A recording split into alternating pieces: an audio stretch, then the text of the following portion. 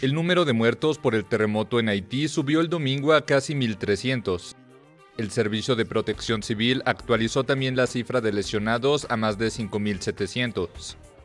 El sismo de magnitud 7,2 se produjo el sábado a las 8:29 hora local, cerca de Los Cayos.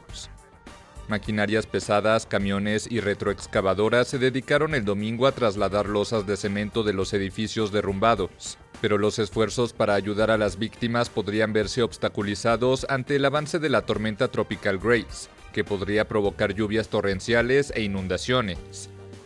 Muchos países como Estados Unidos, República Dominicana y Colombia ya han ofrecido su ayuda enviando personal, raciones de emergencia y equipos médicos. Colombia está llevando ayuda humanitaria para la población y un equipo de búsqueda y salvamento conformado por 30 personas y 2 caninos. México también envió comida y medicinas para los afectados. Haití aún guarda en la memoria el terremoto de magnitud 7 que devastó la capital, Puerto Príncipe, en 2010, y actualmente lucha además con una precaria situación de seguridad y una aguda crisis sociopolítica, tras el asesinato del presidente Jovenel Moïse el mes pasado.